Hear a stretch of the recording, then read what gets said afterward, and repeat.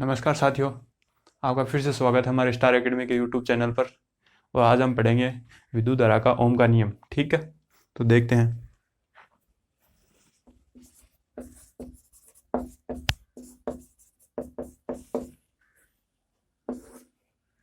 ओम का नियम।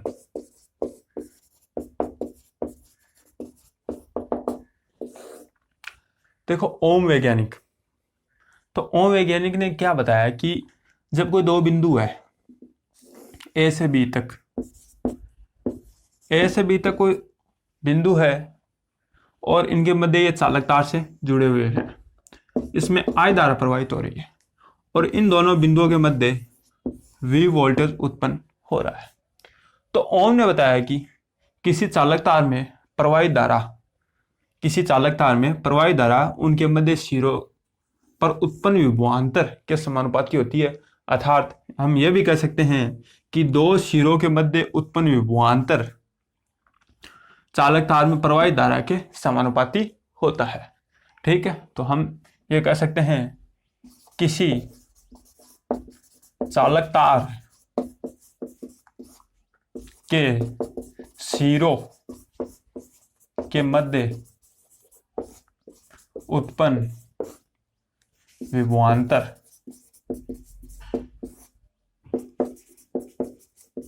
चालक तार में प्रवाहित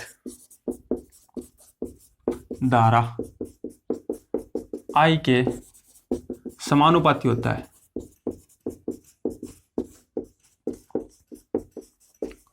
ठीक है, तो हम लिख सकते हैं V समानुपाती I। अब देखो, V समानुपाती I हो गया तो हम समानुपाती चिन्ह को हटाएंगे तो यहां पे R ले लेंगे और R को हम नियतांक या समानुपाती स्थिरांक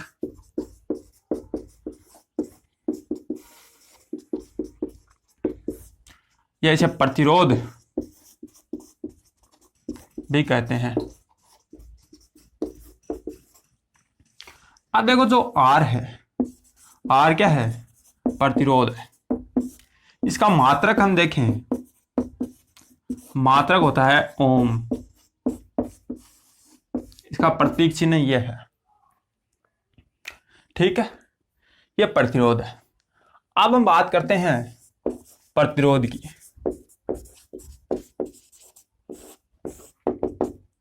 प्रतिरोध क्या होता है?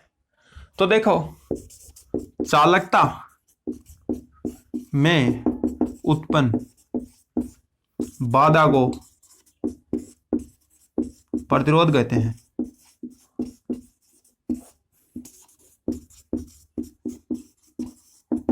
ठीक है, और जो चालकता होती है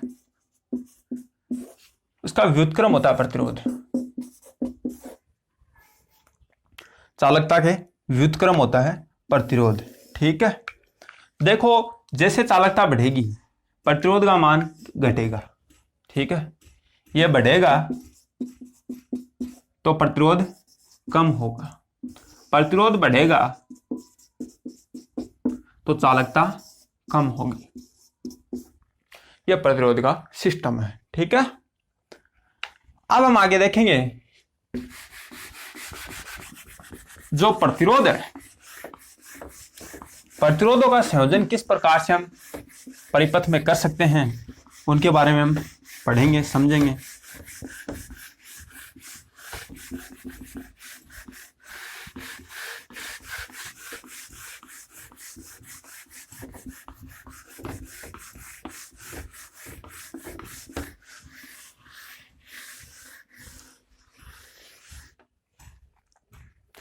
तो हम देखते हैं प्रतिरोधों का संयोजन। प्रतिरोधों का संयोजन, प्रतिरोधों का संयोजन दो प्रकार से किया जाता है। दो प्रकार से किया जाता है।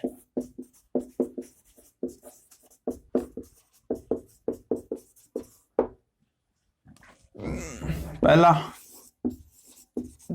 श्रेणीक्रम संयोजन। संयोजन का मतलब योग होता है, जोड़ना। दूसरा होता है समांतर क्रम संयोजन, इसे पार्श्व क्रम संयोजन भी कहते हैं।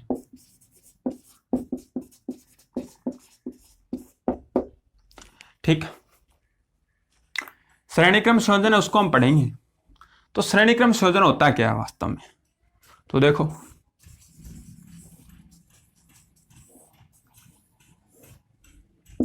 R1 R2 R3 इनको बैटरी से जोड़ दिया,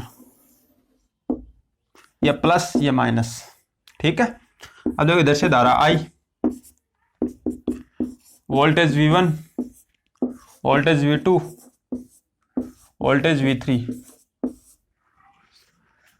तो देखो R1 R2 R3 ये प्रतिरोध है, R1 R2 R3 प्रतिरोध है, ये एक की तार में सीधे जुड़े हुए हैं, अर्थात श्रेणी क्रम में, एक से दूसरा, दूसरे से तीसरा, तीसरे से चौथा, ऐसे जुड़ते रहते हैं। ठीक है, तो इसे जो श्रेणी क्रम संयोजन है उसमें क्या होता है, जो पहला प्रतिरोध है उसका प्रथम सिरा बैटरी के प्लस सिरे से, इसका द्वितीय सिरा दूसरे प्रतिरोध के प्रथम सिरे से, दूसरे प्रतिरोध का प्रथम सिरा तीसरे प्रतिरोध से, और तीसरे प्रतिरोध का द्वितीय सिरा बैटरी के ऋणात्मक सिरे से जुड़ा हुआ होता है। ठीक है, अब इसमें दो खास बातें होती हैं। क्या होती है कि प्रत्येक प्रतिरोध का विभवांतर V अलग अलग होता है।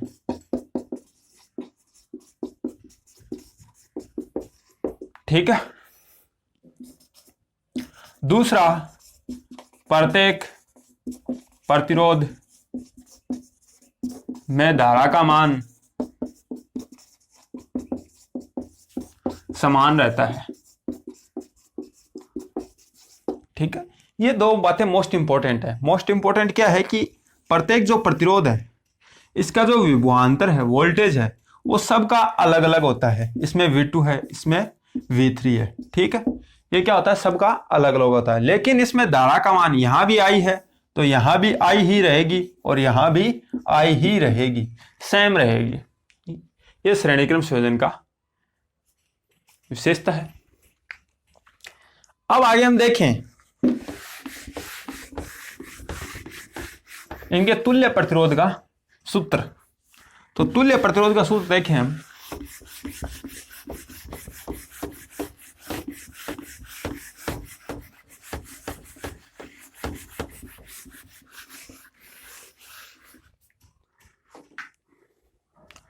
तो देखो तुल्य प्रतिरोध का श्रेणी क्रम संयोजन का तुल्य प्रतिरोध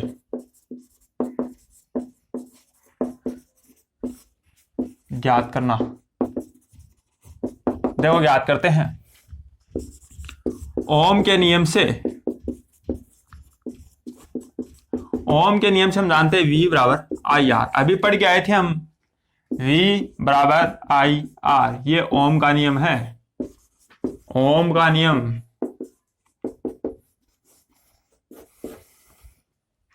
ठीक है।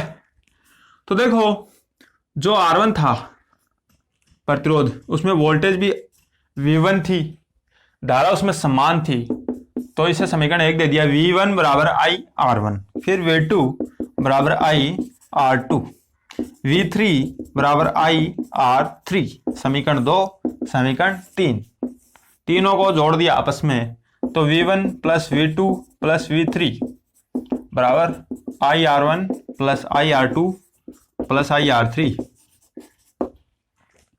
ठीक है, ये तीनों को जोड़ देंगे हम, वोल्टेज को V1 V2 V3। तो जो बैटरी का वोल्टेज है प्लस और माइनस में, बैटरी का जो वोल्टेज होगा वो इन तीनों के टोटल के बराबर होगा। तो बैटरी का वोल्टेज टोटल हम मान लेते हैं V है, इधर I कॉमन ले लिया सब में से, तो R1 plus R2 plus R3, I को V के नीचे लेके आते हैं तो V upon I, R1 plus R2 plus R3। ठीक है, तो V अपॉन I, ओम के नियम से V अपॉन I क्या हो जाएगा, R हो जाएगा।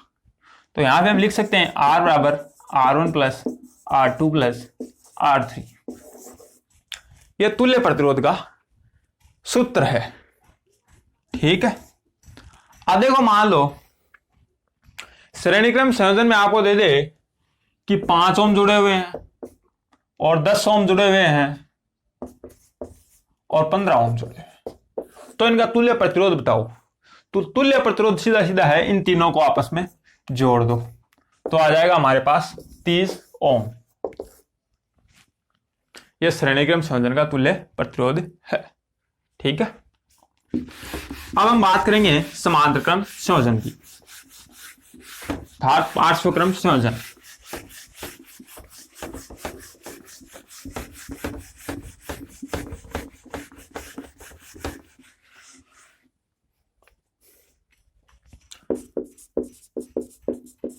समांतर क्रम संयोजन।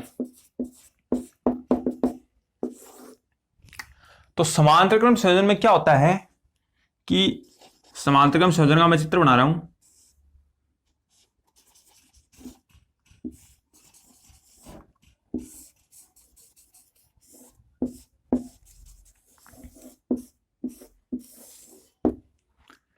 प्लस माइनस वही R1 R2 R3।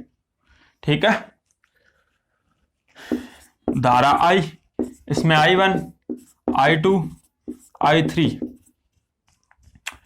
I2 I1 I3 वापस I होके आ जाएगी। ठीक, अब इनके सिरों के मध्य विभवांतर है वो समान होगा। यह समांतर क्रम संयोजन का चित्र है। अब इसमें दो मोस्ट इंपोर्टेंट बातें होती है जो इसे श्रेणीक्रम संयोजन से अलग बनाती है। वो क्या क्या है देखते हैं। पहला है कि प्रत्येक प्रतिरोध में धारा का मान अलग अलग होता है। ठीक, दूसरा पॉइंट देखते हैं। सभी प्रतिरोधों का विभवांतर समान रहता है। तो देखो, ये दो मोस्ट इंपोर्टेंट बातें हैं जो समांतर क्रम संयोजन को श्रेणीक्रम संयोजन से अलग बनाता है। पहला कि प्रत्येक प्रतिरोध में धारा का मान अलग अलग होता है। दूसरा, सभी प्रतिरोधों का विभवांतर समान रहता है। ठीक है, इसमें हम एक मोस्ट इंपोर्टेंट बात और देखते हैं कि ये कैसे कैसे जुड़े हुए हैं। R1 R2 R3 तीनों के सिरे एक स्थिर बिंदु A पर जुड़े हुए होंगे और R1 R2 R3 का द्वितीय सिरा एक किसी निश्चित बिंदु B पर जुड़े हुए होंगे और ये A और B बैटरी के सिरों से जुड़े हुए होंगे। ठीक है, अब इनके हम तुल्य प्रतिरोध का इसका भी सूत्र देखते हैं।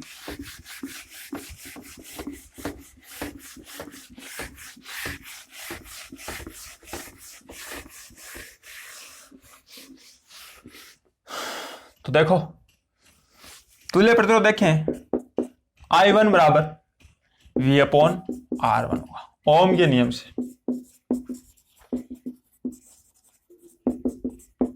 ओम के नियम से कैसे? V बराबर होता है IR, I बराबर क्या हो गया? V upon R। अब देखो, इसमें धारा जो R1 प्रतिरोध है उसमें धारा I1 है, विभवांतर सब में समान है तो विभवांतर की जगह V रहेगा, I1 की जगह R1। I1 बराबर V अपॉन R1, I2 बराबर V अपॉन R2, I3 बराबर V अपॉन R3। तीनों को जोड़ देंगे तो I1 plus I2 plus I3 बराबर V upon R1 plus V upon R2 plus V upon R3। इनका मान, टोटल धारा का मान I रहेगा पूरे परिपथ में, क्योंकि बैटरी से जितनी धारा निकलती है उतनी वापस आती है घूम फिर के।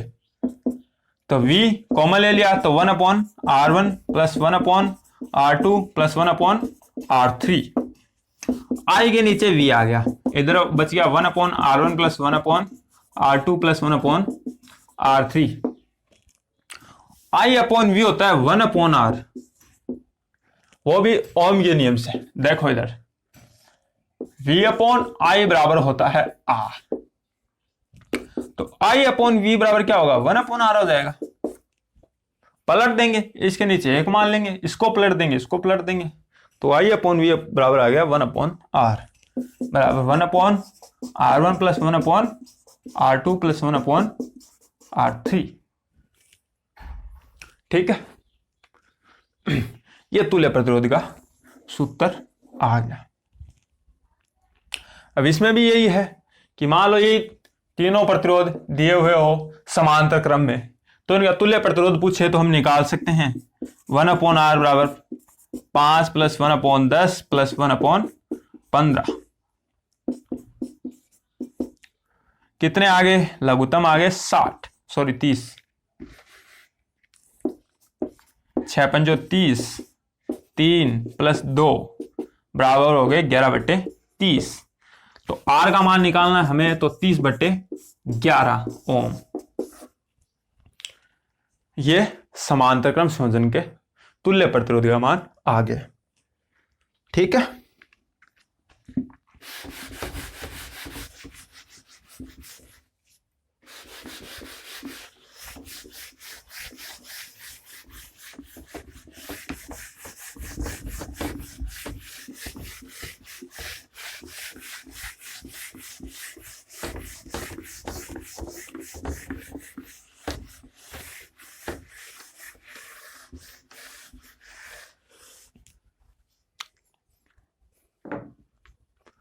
अब हम पढ़ेंगे प्रतिरोधों की निर्भरता।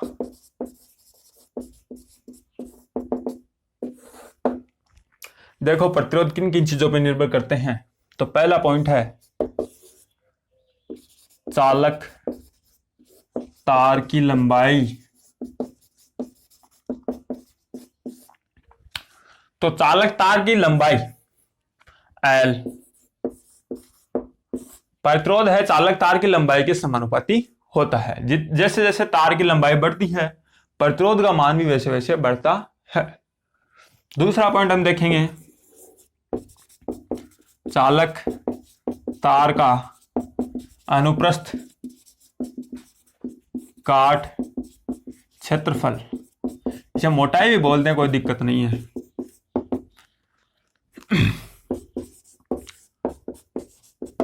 यह इसके होता है व्युत्क्रमानुपाती, अर्थात जैसे जैसे चालक तार का अनुप्रस्थ काट क्षेत्रफल बढ़ेगा, अर्थात तार की जो मोटाई होती है, तार की जो मोटाई होती है, जैसे जैसे मोटाई बढ़ती है चालक तार का प्रतिरोध है वो कम होता है। ठीक है, और जैसे जैसे चालक तार का जो मोटाई है वो कम होगा तो प्रतिरोध का मान बढ़ेगा। ठीक है, तीसरा पॉइंट है ताप। देखो ताप के बारे में मैं आपको समझा दूं। ताप का इफेक्ट अलग अलग होता है। पहली होती है धातु, फिर होती है उपधातु,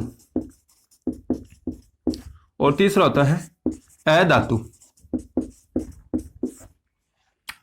देखो जो धातुएं होती है, धातुओं का ताप बढ़ाएंगे तो क्या होगा, धातुओं का ताप बढ़ाने पर प्रतिरोध का मान भी बढ़ेगा। धातुओं का ताप बढ़ाने पर प्रतिरोध का मान भी बढ़ेगा।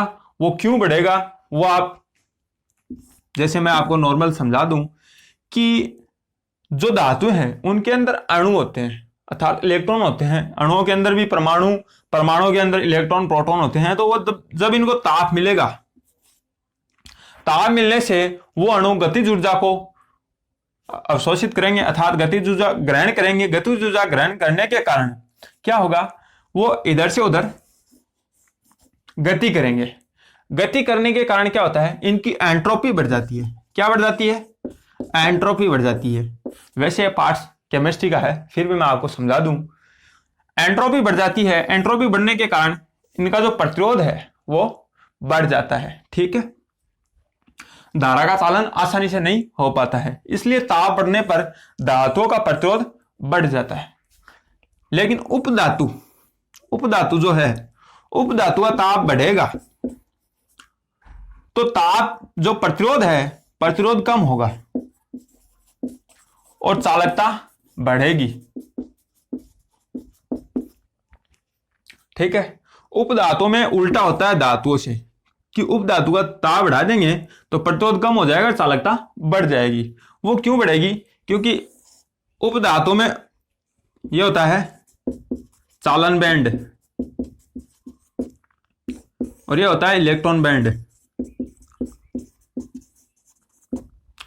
इन दोनों के अंदर अंतर होने के कारण चालन बैंड और इलेक्ट्रॉन बैंड, देखो धारा का प्रवाह कब होगा, अर्थात जब इलेक्ट्रॉन चालन बैंड में पहुंचेंगे, लेकिन इनके बीच में स्पेस ज्यादा होता है, अर्थात इनकी ऊर्जा का जो अंतर है वो बहुत ज्यादा होता है, इसलिए ये इलेक्ट्रॉन चालन बैंड में नहीं पहुंच पाते हैं और धारा का प्रवाह है वो नहीं हो पाता है। इसलिए क्या होता है कि अगर इनको हम ताप दे दें, इलेक्ट्रॉन बैंड में इलेक्ट्रॉनों को ताप दे दे, बाहर से ऊर्जा दे दे, तो ये ऊर्जा पाकर उत्तेजित हो जाते हैं। उत्तेजित अवस्था में आकर ये चालन बैंड में पहुंच जाते हैं और धारा का प्रवाह करते हैं। ठीक है। अधातु है, अधातु पे ताप का कोई प्रभाव नहीं पड़ता है। अधातु जैसे कांच, लकड़ी, इनको चाहे ताप दो चाहे ना दो, इसमें कोई धारा प्रवाह नहीं होता है। ठीक है।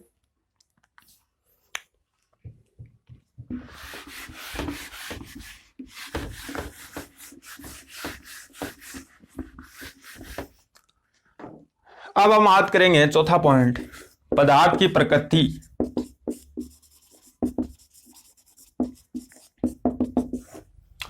तो पदार्थ की प्रकृति में हम देखते हैं, पदार्थ की प्रकृति, अलग अलग पदार्थों की प्रकृति होती है। हम जानते हैं जैसे कोई Ag का तार है, कोई Au का तार है। Ag चांदी, Au सोना, एल्यूमिनियम का तार है, कॉपर का तार है, लोहे का तार है। तो इन सब का प्रतिरोध अलग अलग होता है और इनकी चालकता भी अलग अलग होती है। सबसे ज्यादा चालकता किसकी होती है? चांदी की होती है सबसे ज्यादा चालकता, और उष्मा का प्रवाह भी सबसे ज्यादा चांदी का होता है। उष्मा का प्रवाह, चालकता किसकी होती है? चांदी की होती है। इसके बाद होती है कॉपर की, इसके बाद होती है एल्यूमिनियम की, फिर होती है लोहे की और फिर सोने की। तो Ag की चालकता सबसे ज्यादा, फिर कॉपर की, फिर एल्यूमिनियम की, फिर लोहे की, और फिर आता है सबके लास्ट में Au अर्थात सोना। तो ये इनका चालकता का क्रम है। सबसे ज्यादा चांदी की होती है, फिर कॉपर की, फिर एल्यूमिनियम की, फिर फेरस की, फिर ऑर्गन की।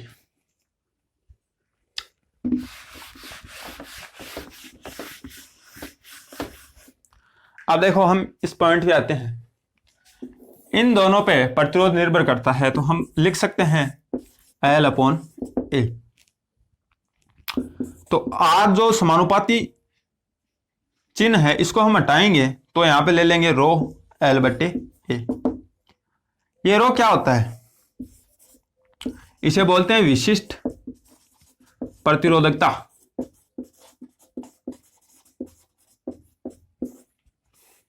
कहीं कहीं बुकों में इसे के भी लिखा रहता है, ये के भी बोलते हैं इसको, और फिलहाल ये हम लिख रहे हैं इसको रो बोलते हैं, रो। ठीक है। ये विशिष्ट प्रतिरोधकता है। विशिष्ट प्रतिरोधकता का हम मात्रक निकालेंगे तो विशिष्ट प्रतिरोधकता का मात्रक होता है ओम मीटर। ऐसा ही मात्रक होता है सीमेन। ठीक है।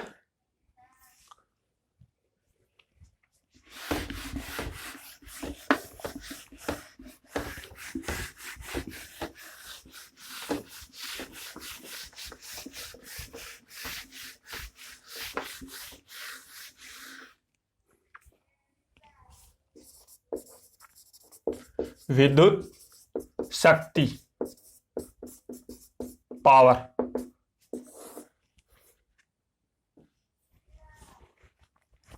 तो देखो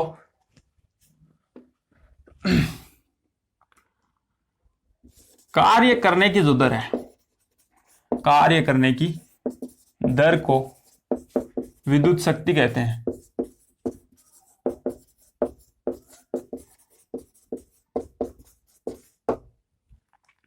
कार्य करने की दर है, दर को क्या कहते हैं, विद्युत शक्ति कहते हैं। तो P बराबर हम लिख सकते हैं W/T। ठीक है, W क्या है, कार्य है, T क्या है, समय है। ठीक है, तो कार्य करने की जो दर होती है उसे शक्ति कहते हैं। और हम पढ़ के आए हैं, जो विभव या विभवांतर होता है तो V बराबर W/Q होता है। W का मान निकालेंगे हम तो V क्यों होगा।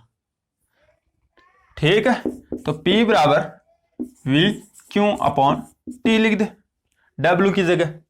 अब W की जगह V क्यों लिख दिया हमने, हम जानते हैं धारा I बराबर होता है Q/T। तो QT है, इसकी जगह हम लिख दें I, तो VI।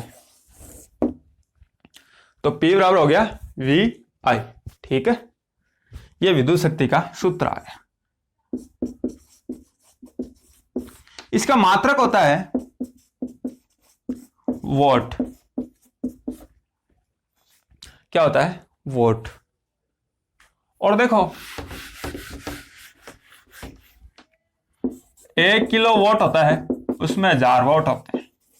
ठीक है, 1 किलो वॉट हावर बराबर 1 यूनिट भी बोलते हैं इसे। 1 किलो वॉट हावर को क्या बोलते हैं, 1 यूनिट बोलते हैं। ठीक है, यूनिट कैसे निकालते हैं, यूनिट निकालने का फॉर्मूला होता है वॉट गुणा घंटा गुणा दिन अपॉन 1000। ठीक है, ये यूनिट निकालने का फॉर्मूला है। हमारे घरों में जो मीटर लगे हुए होते हैं वो यूनिट निकालते हैं, और वो यूनिट ऐसे निकलती है, यूनिट बराबर होता है वॉट गुणा घंटा गुणा दिन अपॉन 1000। ठीक है,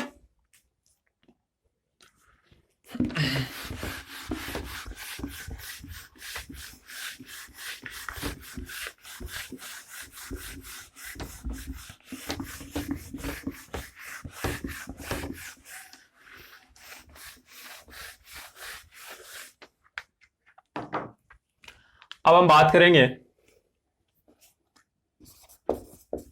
विद्युत धारा का तापीय प्रभाव। तो विद्युत धारा का तापीय प्रभाव वो क्या है, तो देखो इसमें क्या होता है, जो विद्युत ऊर्जा होती है वो किस में परिवर्तित होती है, तापीय ऊर्जा में या ऊष्मा में परिवर्तित होती है। ठीक है, अब देखो इस सिद्धांत पर कार्य करने वाली युक्ति देखते हैं।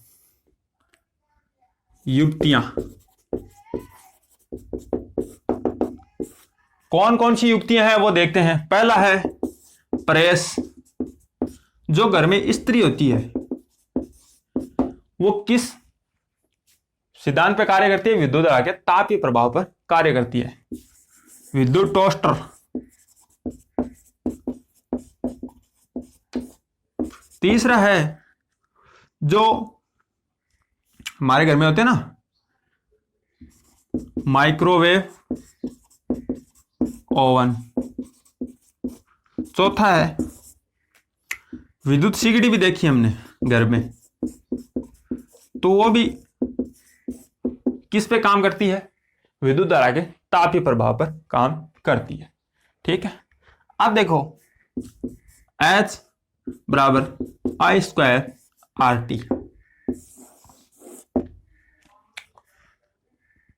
ये फॉर्मूला होता है विद्युत धारा के उसमें प्रभाव का। इसमें क्या होता है कि H जो है वो समानुपाती होता है धारा के वर्ग के। इसे जूल का तापन नियम कहते हैं, जूल का तापन नियम। अर्थात जितनी ज्यादा धारा बहेगी, धारा का मान बढ़ेगा तो ऊष्मा का मान भी बढ़ेगा, और जो युक्ति है वो जल्दी गर्म हो जाएगी। ठीक है, फिर समानुपाती होता है प्रतिरोध के। अर्थात इसमें हम क्या लेते हैं, शुद्ध प्रतिरोध का लेते हैं। युक्तियों में क्या यूज करते हैं, शुद्ध प्रतिरोध। अर्थात जो अच्छा प्रतिरोध हो, ऊष्मा का जो ऊष्मा को ज्यादा उत्सर्जित करे और धारा का मान वापस प्रवाहित नहीं होने दे। ठीक है। और H जो समानुपाती है वो समय के भी क्या होता है, समानुपाती होता है। अर्थात जैसे जैसे समय बढ़ता है ऊष्मा का मान बढ़ता है, अर्थात जो भी युक्ति है हमारी वो गर्म होती है। ठीक है, थैंक यू, धन्यवाद दोस्तों।